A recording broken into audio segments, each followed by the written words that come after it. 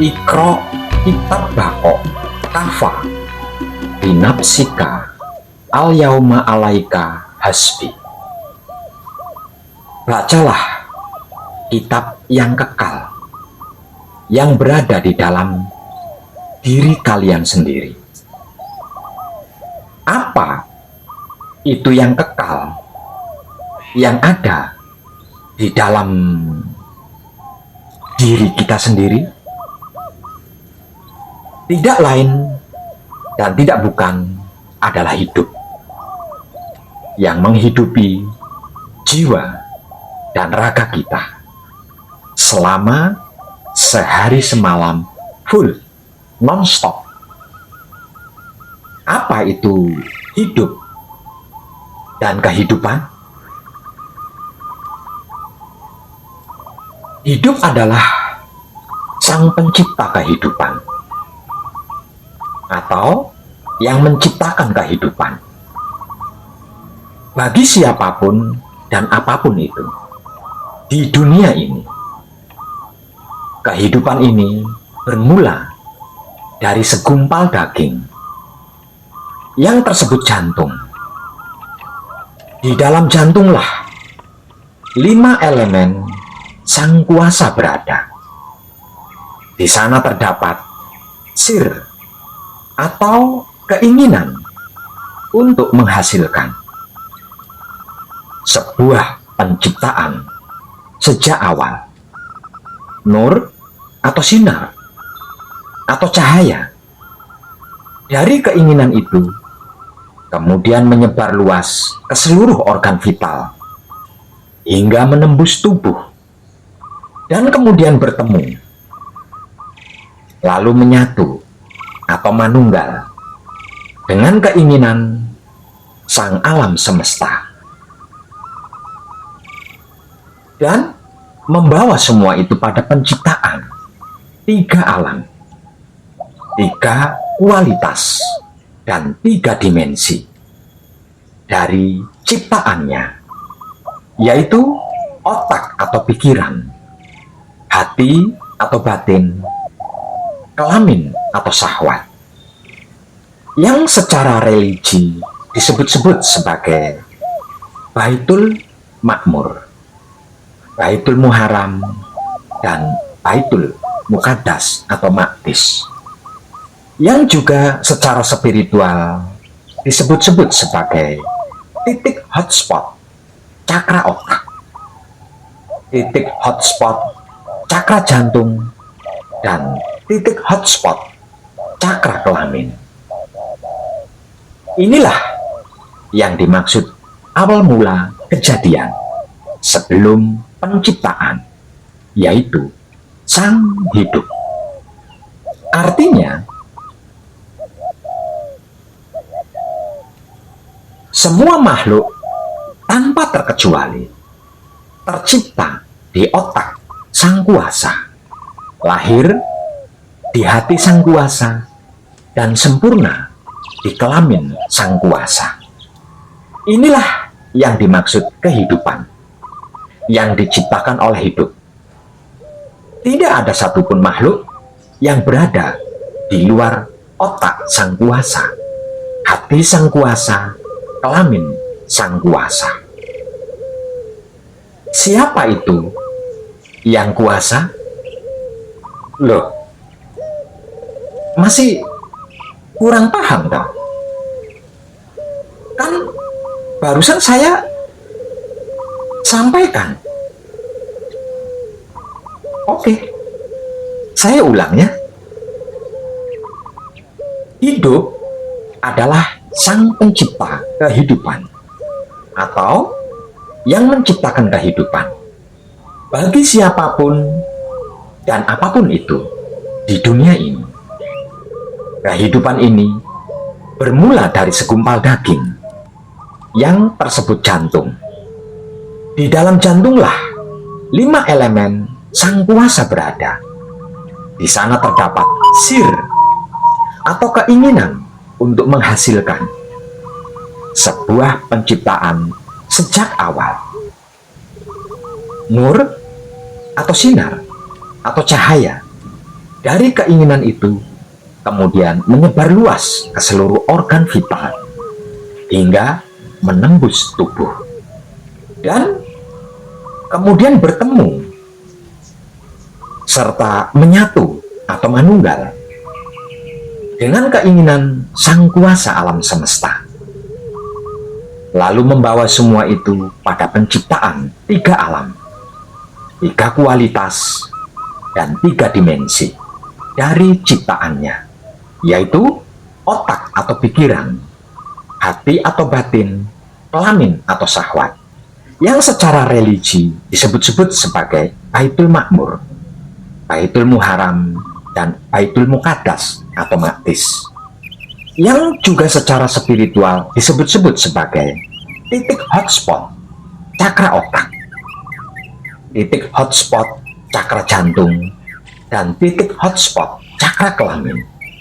Inilah yang dimaksud awal mula kejadian sebelum penciptaan, yaitu sang hidup. Sudah bisa paham?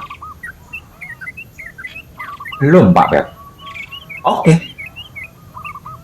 Yang dimaksud sang kuasa adalah 5 elemen alam semesta yang ada di luar diri kita.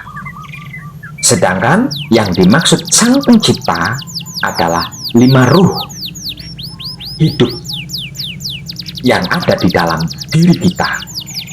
Sedangkan yang dimaksud Tuhan adalah bertemunya atau menyatunya atau manunggalnya 5 ruh yang hidup di dalam diri dan 5 elemen di luar diri, yaitu alam semesta. Oke? Setiap makhluk hidup dan 5 elemen di dalam dan di luar dirinya adalah dualisme dari yang dimaksud Tuhan. Maksudnya, istilah makhluknya adalah sang kuasa yang ada di luar diri, yaitu 5 elemen alam semesta. Sedangkan sang kuasa di dalam diri, yaitu sedulur atau saudara 4 ke 5 pancer atau 5 ruh yang sudah teramat sering saya bahas tentang apa dan bagaimana arti maksudnya Wahyu Pancagaib dan Wahyu Pancalaku, serta kemana arah tujuannya Wahyu Pancagaib dan Wahyu Pancalaku.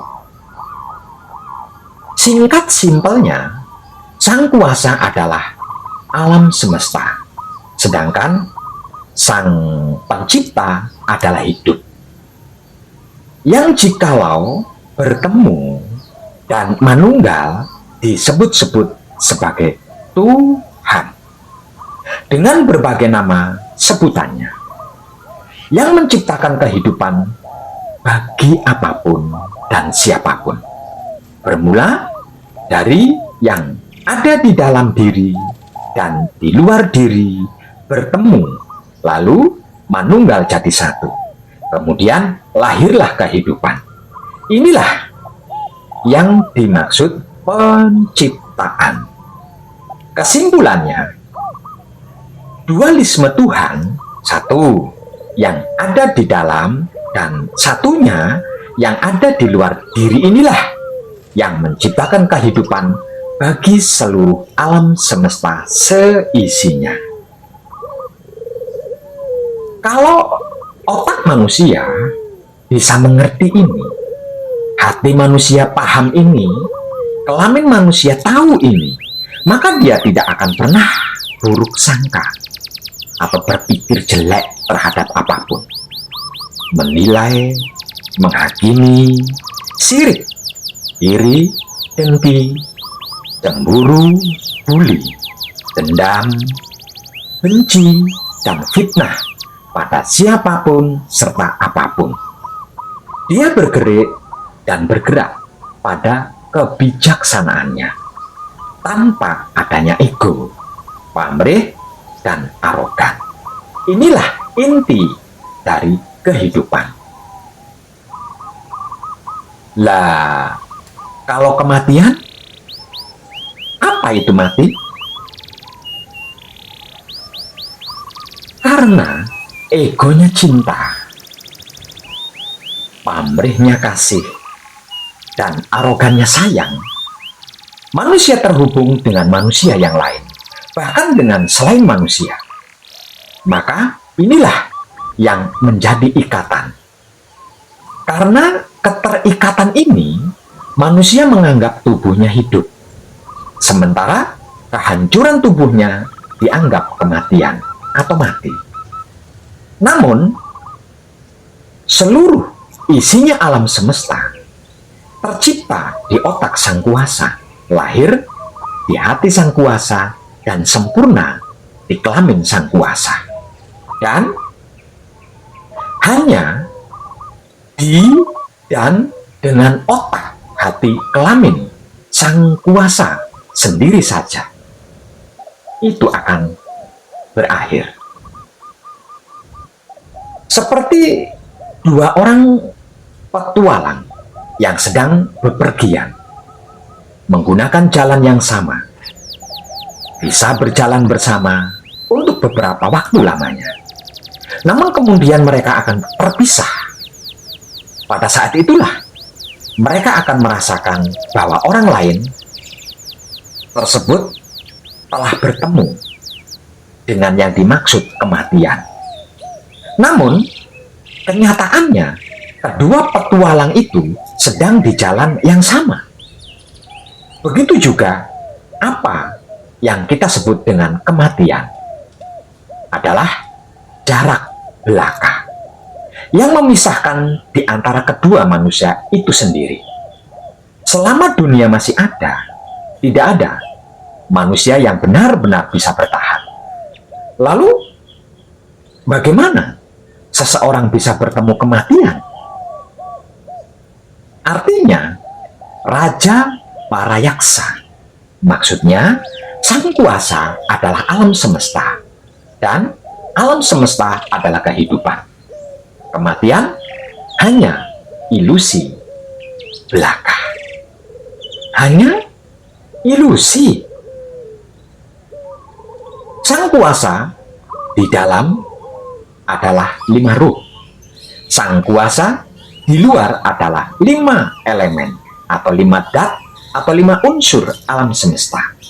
Manakala 5 ruh di dalam bertemu dan menyatu dengan 5 elemen atau 5 dat atau 5 unsur alam semesta di luar diri kita, inilah Sang Pencipta kehidupan, Sang Pemelihara kehidupan, dan Sang Pelebur kehidupan apapun dan siapapun itu, yang akrab disebut sebagai Tuhan dengan beraneka ragam nama sesuai asumsinya masing-masing.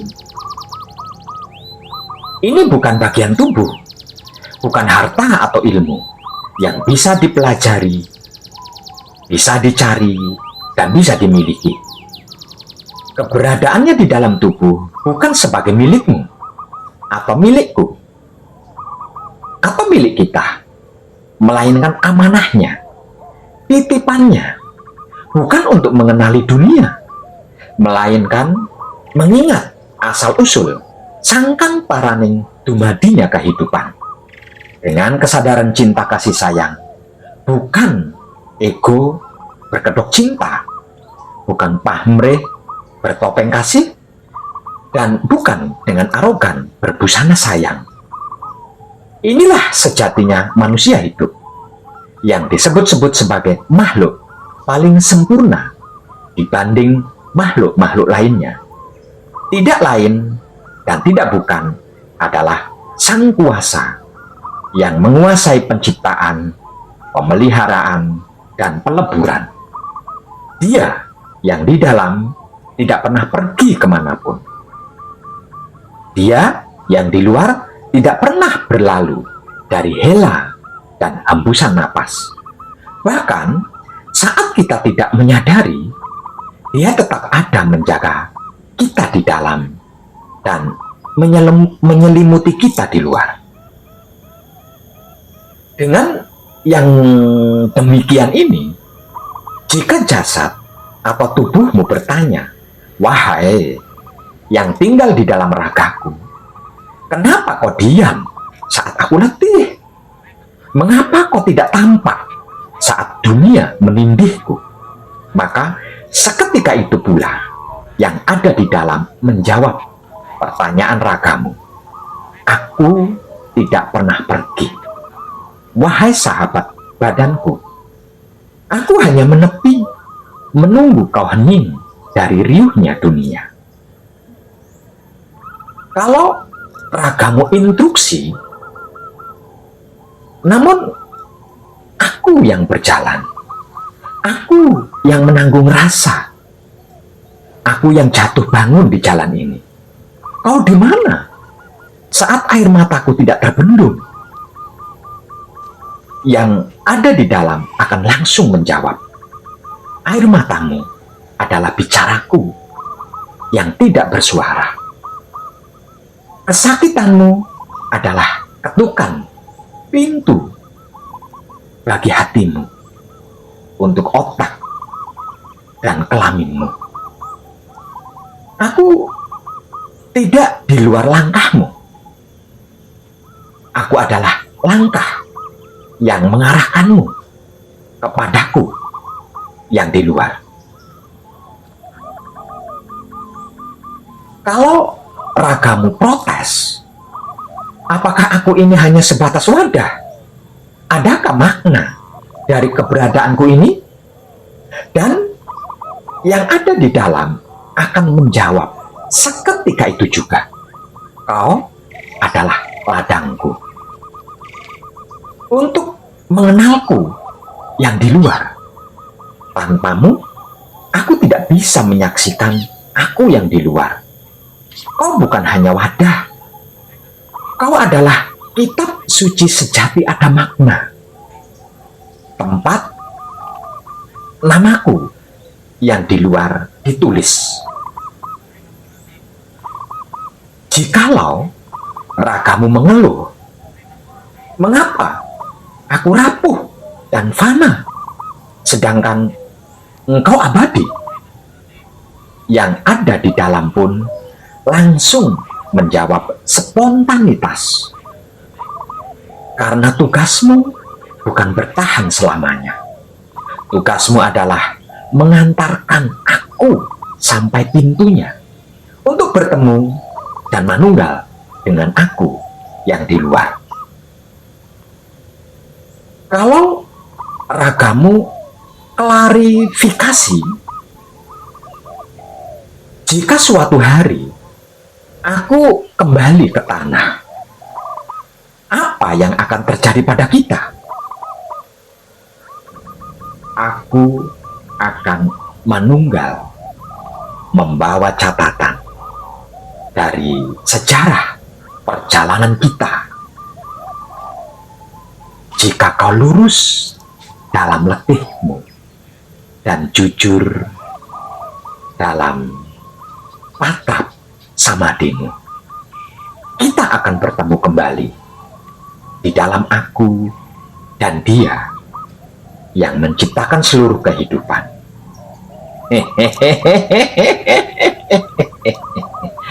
Edan tenang, sirolah, katakanlah bahwa aku dekat, lebih dekat aku daripada urat leher.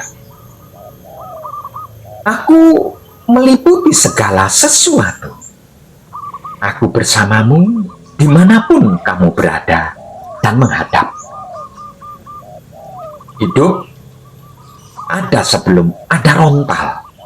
Kitab-kitab Jabur, Taurat, Injil, dan Al-Quran, serta primbon-primbon. Hiduplah yang awal tiada berakhir. Hiduplah yang berada di dalam keramaian, kehampaan, kekosongan, dan keheningan.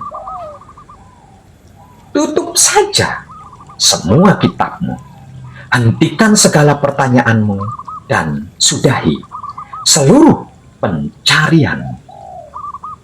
Bersihkan otak atau pikiranmu. Bersihkan hati atau batinmu, bersihkan kelamin atau syahwatmu, lalu jaga baik-baik supaya tidak ternoda lagi dengan cara mempraktekkan wahyu pancagaib menggunakan sikap dan sifatnya wahyu pancagaib itu sendiri, yaitu wahyu pancalaku atau iman. Dalam diam samadimu, nikmati rasa keberadaannya yang nyata, bukan gaib dan tidak gaib.